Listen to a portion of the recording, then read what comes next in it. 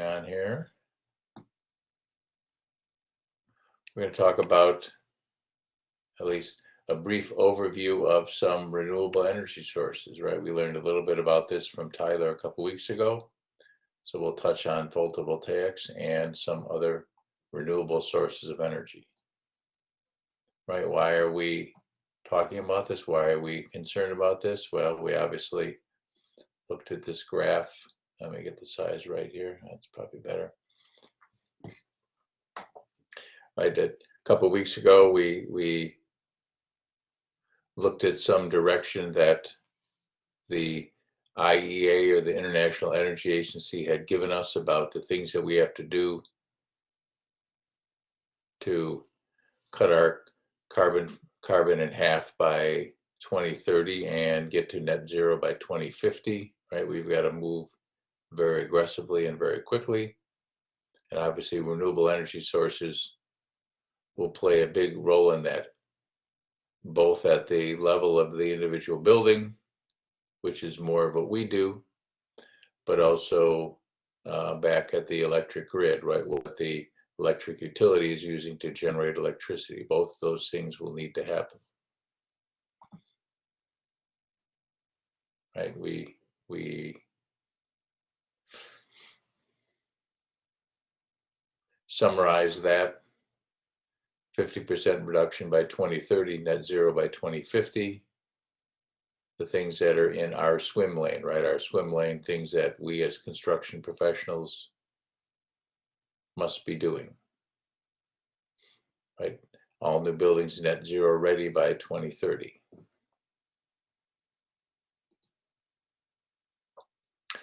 We talked about 3 pillars of decarbonization.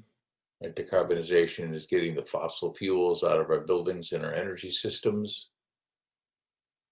Right? So we have to make the building itself more efficient. We just talked about lighting, right?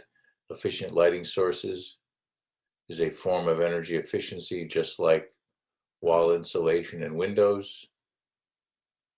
Right? Having efficient, well-designed, well-controlled lighting systems in our buildings means that we can have a smaller renewable energy system and still meet our needs.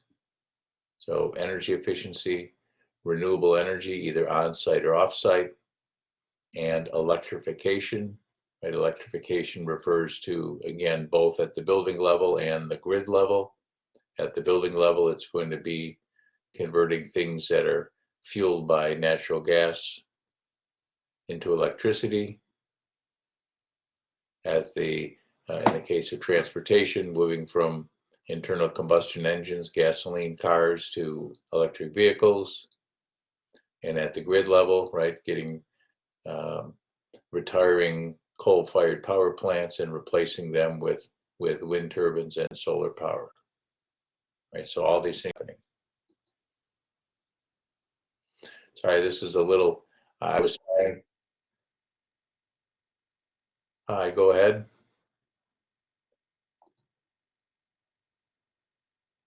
I was trying to find a good chart, and sorry this didn't come out as well as I had intended to. I was trying to,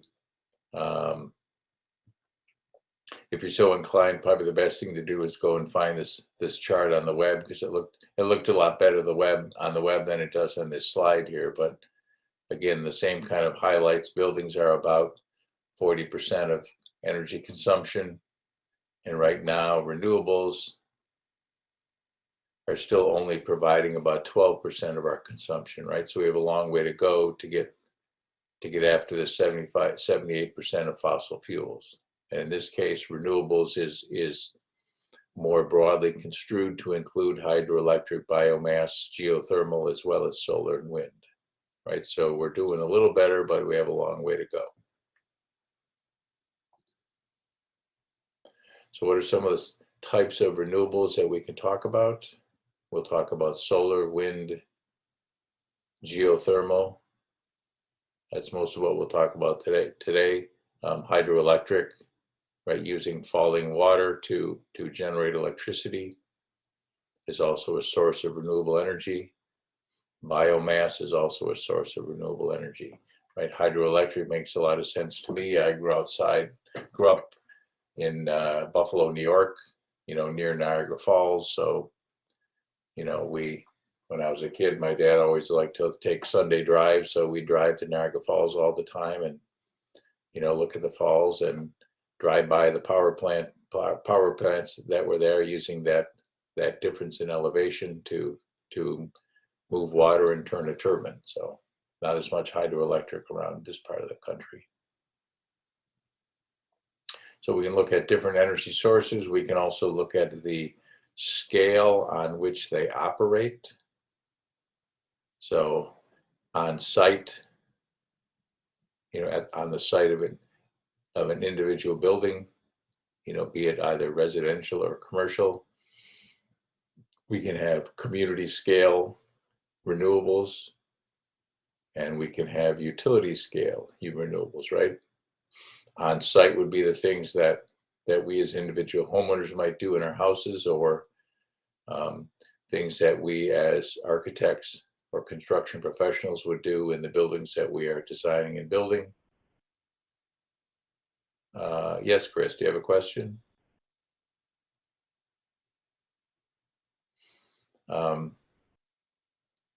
And utility is obviously something that a large developer or a utility will do at a large scale and feed that energy into the grid.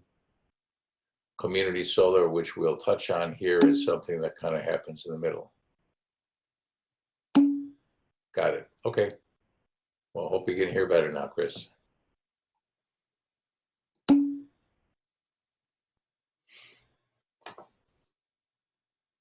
Right. So again, efficiency comes first. Right. In all these discussions of renewable energy, we should make sure that we've made the building as efficient as we possibly can. On-site renewable energy should be considered only after other building efficiency measures have been employed, right, Tyler? So when you guys go out and are putting in photovoltaics, PV systems, hopefully the homeowner already has upgraded the efficiency of their air conditioning system and, has LED light bulbs, et cetera, right? So we want to, before we have renewables in our homes. Hi, I have an anonymous caller number 1. I know, I think that was you last week, Ayana. Hopefully maybe that's you again. Right, we're going to do all the things we've talked about here, building insulation. Sorry about that, Max. Yeah, things are, Blackboard certainly acts up sometimes. So again, we want to make sure that the things we've talked about in past weeks, the insulation, the air sealing, the quality of the windows, thermal bridging, that we've addressed those issues before we start to think about renewables, right? That we have well-designed lighting systems, lighting controls, high efficiency equipment and appliances, right? Those are all things that should be done either before or in conjunction with consideration of renewables. So that efficiency is generally more cost effective, right? You get more bang for the buck. But the other thing that's more important is that if you reduce the loads, then you can get away with a smaller renewable energy system, right? If the building is efficiency, yeah, that is correct, Tyler, right? If you talked about, an off-grid system, in the case of a grid connected system, if the loads are less than, less solar panels that you or someone has got to hump up on the roof and install. Right, so let's look at various solar technologies. Can generally divide it into two categories, passive and active. So we'll see what each of those are. We saw this a couple of weeks ago, and we were looking at, solar influence on building designs. So passive solar means the elements of the building themselves collect and store heat, right? So we looked at the shading element, the aperture, the window, the shading, the position of the sun at different times of the year, and some thermal mass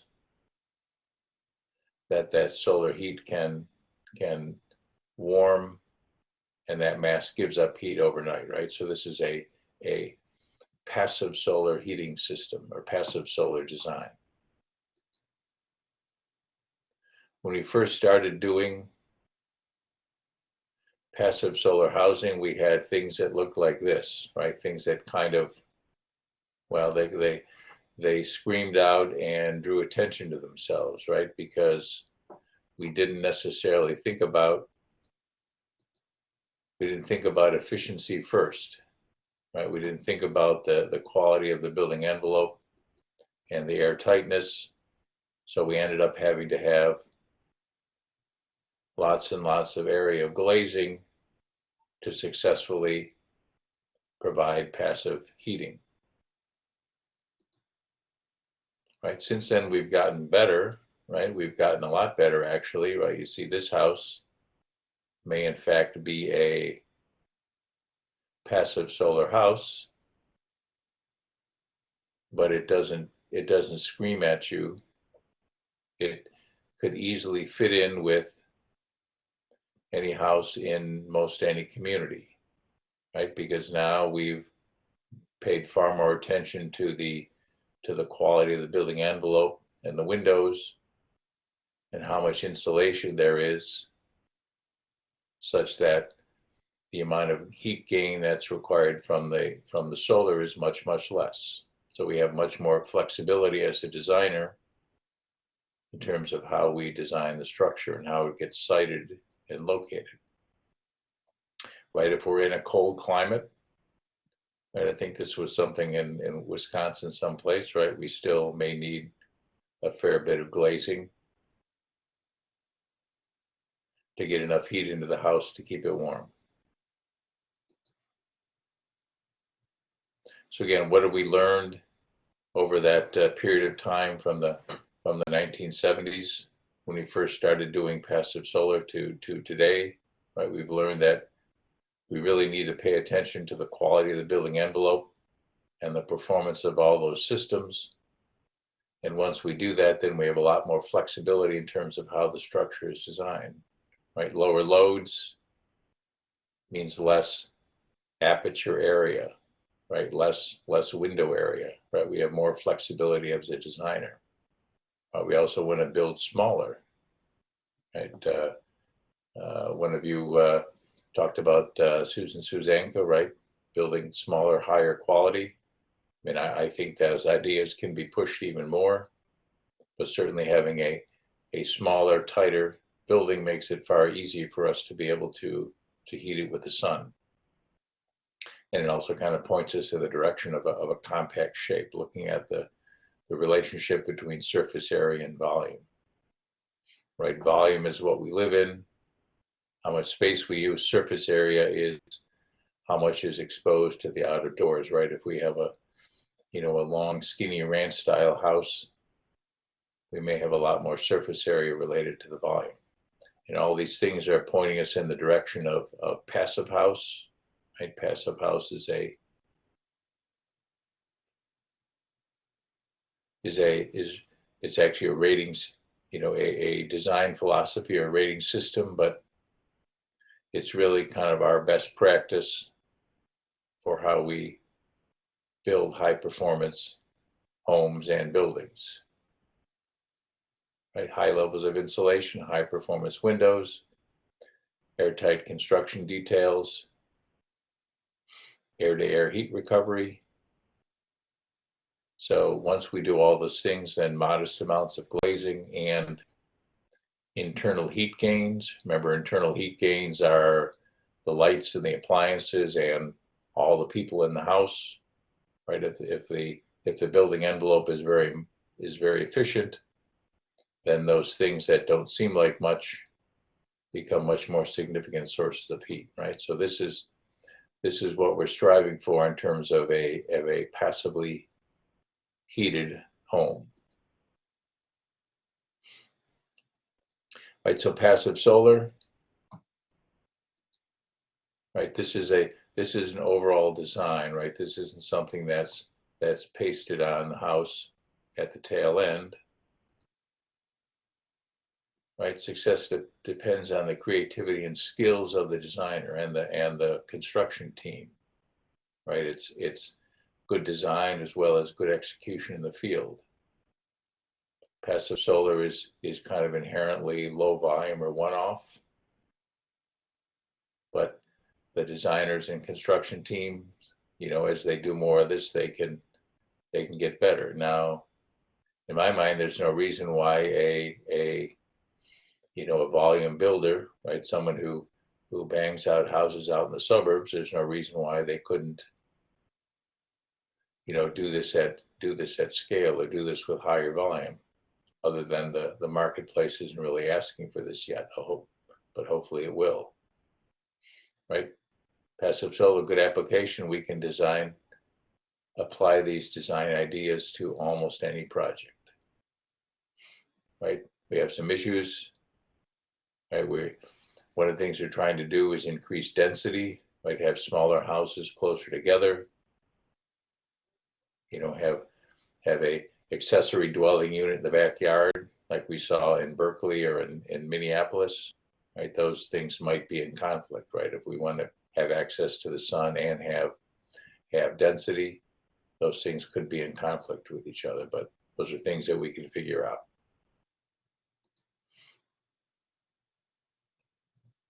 Right, here is a active solar system. This is actually an active solar thermal system.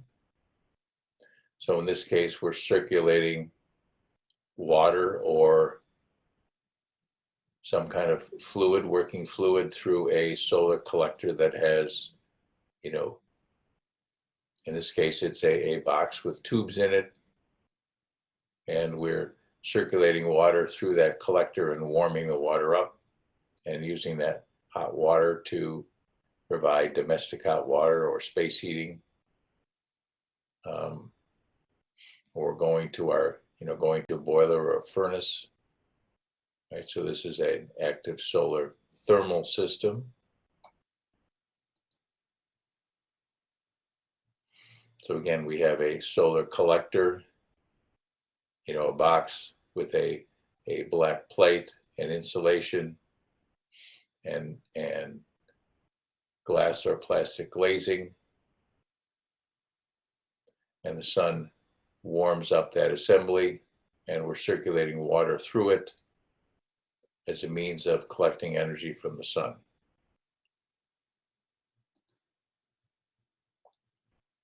Right, what are some of the pros and cons of solar thermal technology? Probably the biggest thing is that it's a relatively mature technology. No one's really innovating much with solar thermal, right? There's not a lot of potential for making it better. Again, I don't see a lot of scale in solar thermal. I see lots and lots of solar photovoltaic that's been installed. I see very little solar thermal out there. Doesn't mean we can't do it, but haven't seen much of it yet. So what are some good applications? A good application would be a place where we have a high demands for things like domestic hot water, right? A laundromat or a dormitory or a multifamily dwelling unit, right, would be good places for a solar thermal system. I believe that there's in Cermak in Berwyn, I think there's a laundromat there. Right before you get to Harlem on the south side of the street, I thought there was a laundromat there that had solar thermal, right? The laundromat would be a perfect application. Hot water being used all the time. If we're heating with solar thermal, we want to pair it with things where we don't need the water to be very warm, right? The efficiency of the solar thermal system improves as we lower the fluid temperature. So if we happen to be designing a house with a hot water radiant floor, because we use fairly low temperature water, maybe 90 or 100 degrees in a hot water radiant floor system, it pairs very well with solar thermal. And again, the same issues we just talked about, solar access and density, right? Those are trade-offs that we as designers or people doing zoning will have to think about. Here's our solar photovoltaics, right? Tyler did a good job of explaining this to us. We have a solid state device that when light shines on it, we get a flow of current. Right? We have layers of doped semiconductor, and where basically the sunlight is knocking electrons from one layer, and we're passing it through the load and going back and filling the hole in the other layer. So again, this is a solid state electronic device. So again, here's our grid tied PV system. Right? We have solar panels that are generating, that have the light shining on them, generating DC or direct current. We have an inverter converting that DC or direct current to AC or alternating current. That's typical in our houses. And we are tied to the electric grid, and we can have current flowing in either direction, right? We can be importing energy from the grid if our loads are high and the sun isn't shining, or we could be exporting on certain days. A sunny day, not much is going on in the house, nobody's home, we could be exporting energy back to the grid. Right, with the same thing, we can put battery storage, right? Still, this is an on-grid system with battery storage. I think we looked at pictures of Tesla battery systems a couple of weeks ago, right? So we can have battery storage to help us ride through a utility outage, or in the case of Tyler, right, if we're out someplace where the grid doesn't exist, the battery helps us ride through those periods of time when the sun isn't shining. Ultimately, we might have battery systems. If the prices on the electric grid vary so much, it may be to our benefit to install batteries and basically charge our batteries and then use that stored energy at a period of time when the prices on the grid are very high, right? We don't do that here in Illinois, but folks do that in California. Certain times of the day in California, electricity is very, very expensive. A couple different ways that we can help financially support the cost of a solar PV system.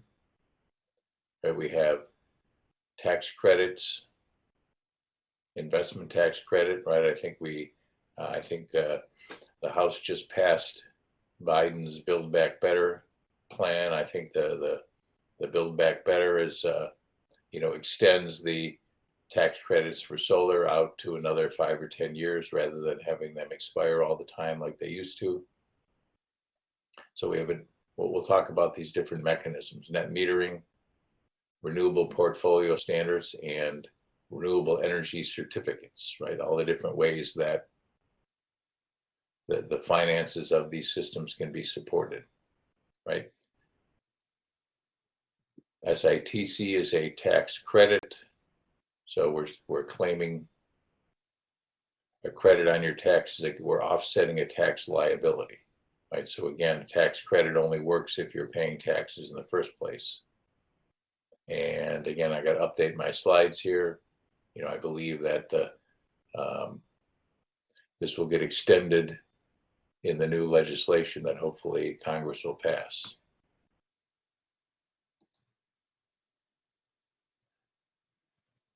net metering. This is from FPL, Florida Power and Light, but many utilities do the same thing, right? If you're connected to the grid, you can either import energy from the grid when the load on your house exceeds the amount of production from your panels, or when the panel production exceeds the load on the house, and you can export energy back to the utility. Generally speaking, these systems are set up such that the amount of puts and takes, the imports and exports, equal out or net out over the course of a month or a year, depending on the particular utility. Typically over the course of a year.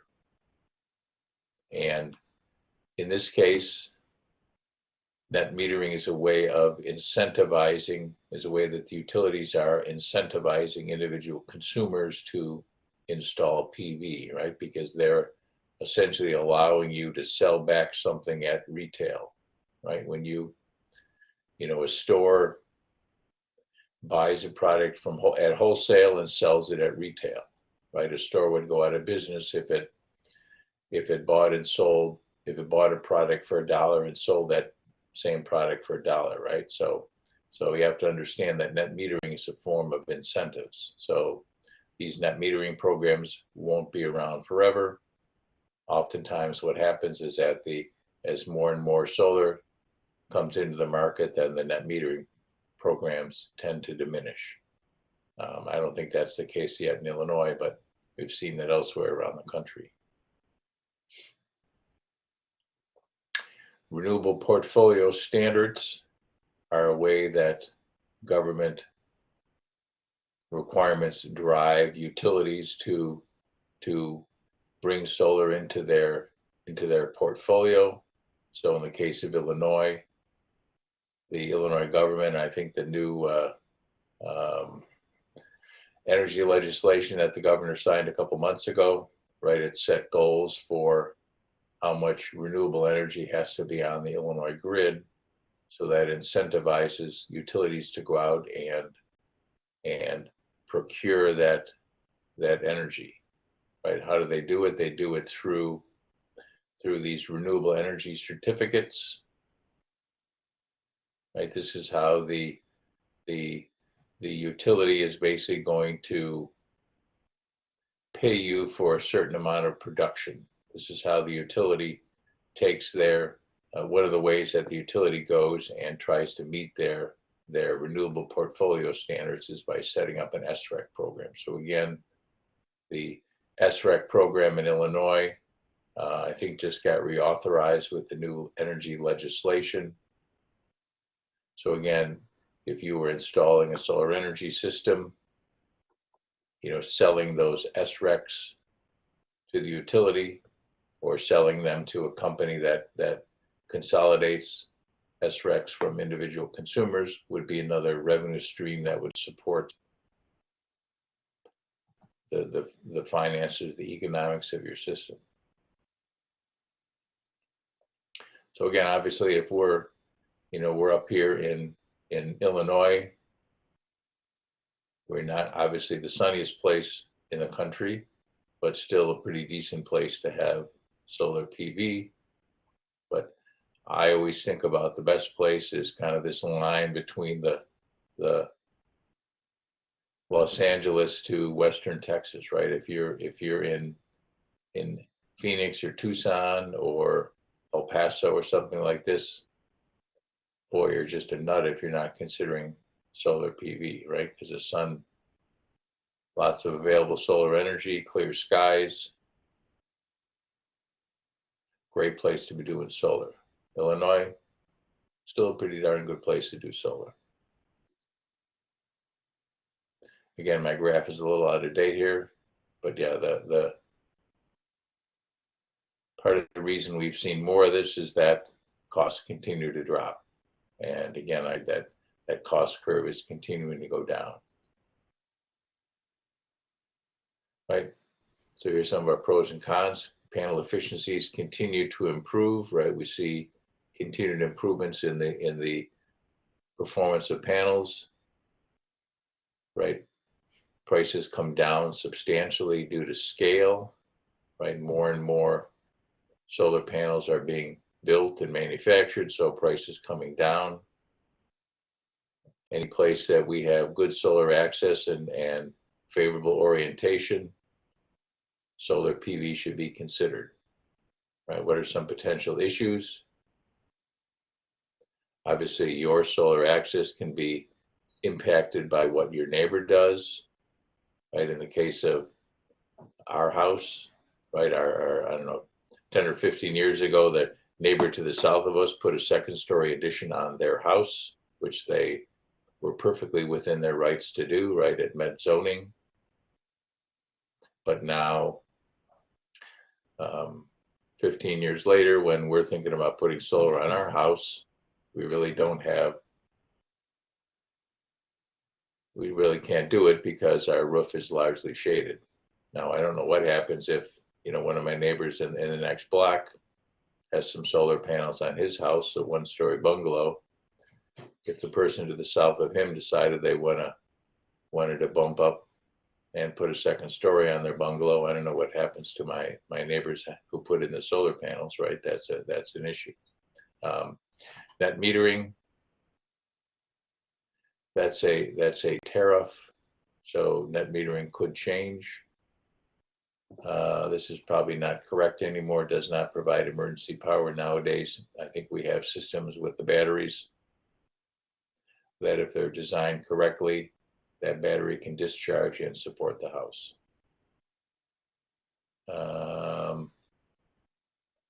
Little busy slide here, sorry about that. In some parts of the country, in some markets, you as a consumer might have different options for how you pay for your PV system. You might be able to get a loan or a lease or a PPA. PPA means power purchase agreement. So essentially you could have a company put a solar system on your house and then you buy the output of that system. I don't believe that we have these in Illinois yet, right? In other parts of the country, we have some of these various options. I don't think we have all this stuff in Illinois yet, but hopefully we will soon. It's another thing that the legislation that Illinois signed recently allows us to do, right? We have lots of people like me who, as I just explained, we don't have the ability to put solar on our house, right? Because our neighbor to the south of us shades our roof. But what we can do is buy into a community solar system, right? So a developer can put a community scale solar system in, and then I can buy the output of that system. So I can get the output, I can get some of the benefits of that solar without necessarily having it on my house. So I have to actually look into that a little bit more in my community in Oak Park. I think we have a program that the village has put together for encouraging people to do community solar. So I'm going to look into that, and I'll try to do it here before the end of the semester and let you know what the deal is that I can get through the village of Oak Park. Right, we talked about different scale. So we can do photovoltaics on the scale of an individual house, or we can do it at a commercial scale, right? We have, again, we don't see many of these in Illinois, but if you go to California or Arizona, you're going to see these sorts of solar PV systems, installed over a parking lot. That's called a parking canopy. The deal here is that increasing size reduces unit cost, right? Scale matters. The only bugaboo is, yeah, go ahead, Fred. Did you have a question, Fred?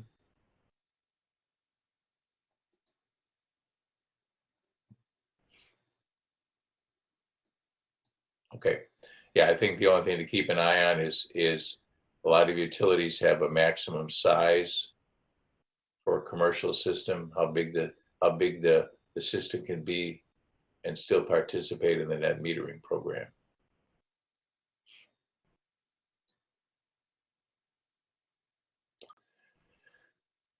And the next step up in scale is utility scale. I don't see much of this yet in Illinois, right? We see a lot of windmills in Illinois.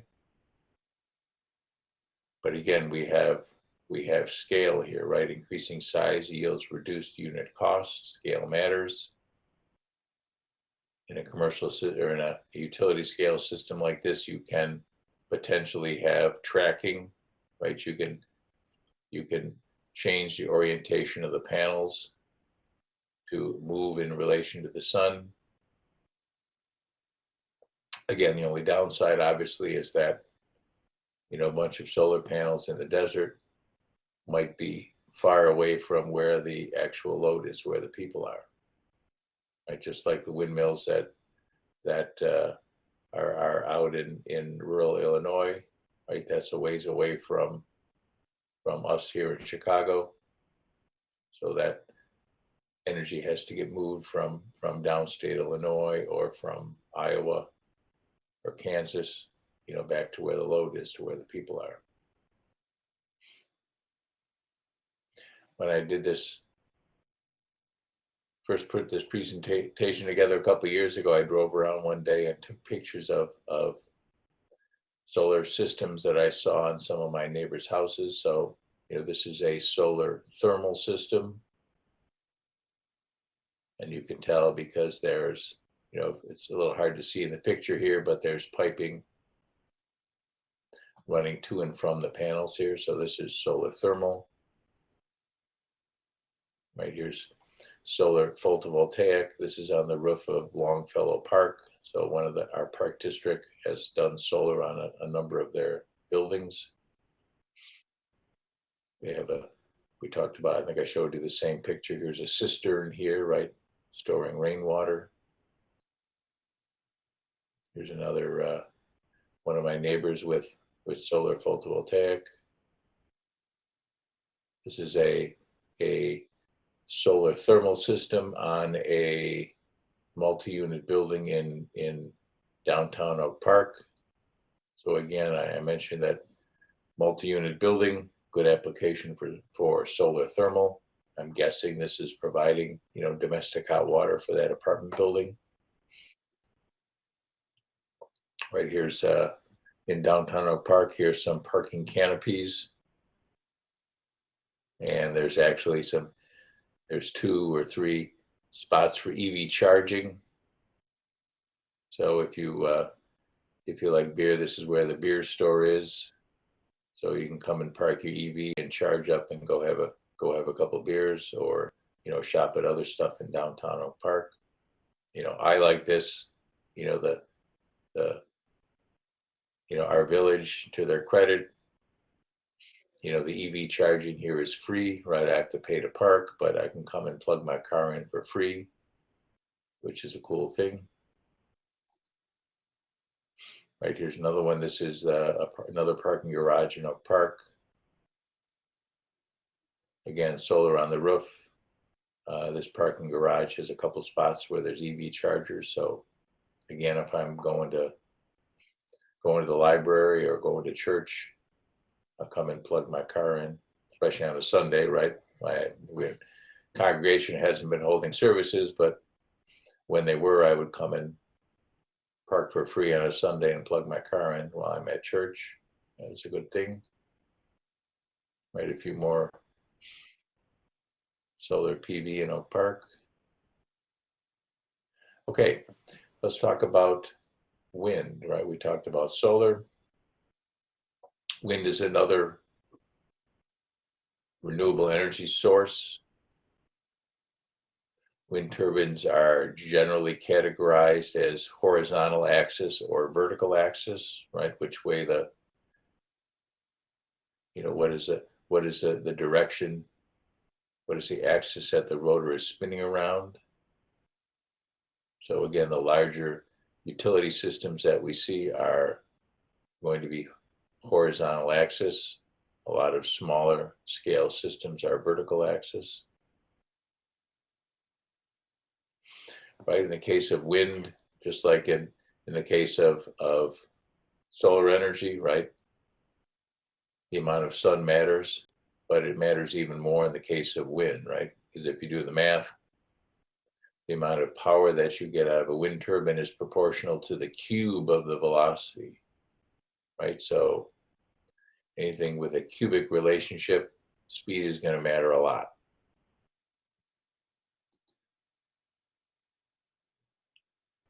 So the other thing that matters is height.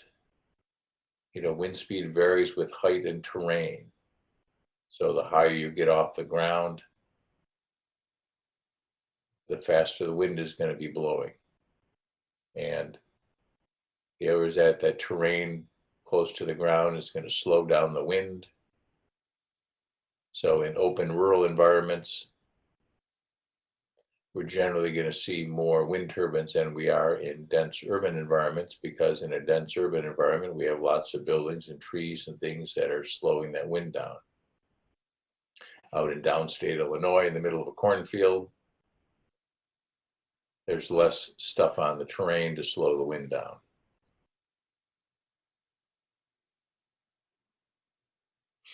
Right, this kind of shows you that you can get to 20-mile-an-hour wind, you know, with less disruptions of terrain. In an open area, we can get to a higher wind speed with a lower height from the ground, right? Again, this is why you don't see many big windmills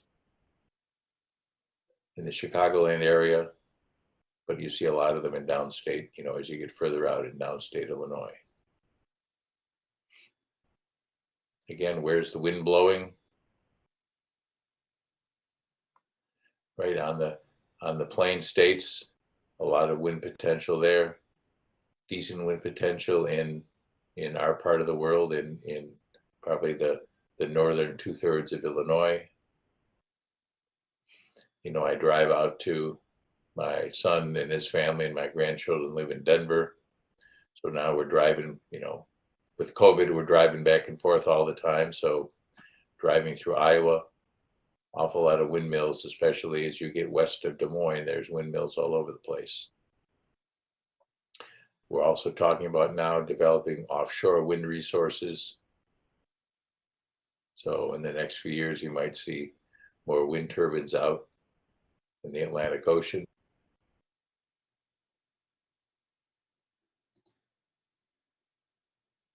We also can look at smaller scale wind, and I'm looking at the time here, so let me do a few more slides here and I'll let you go. Right here is a small scale or house scale horizontal axis wind turbine system.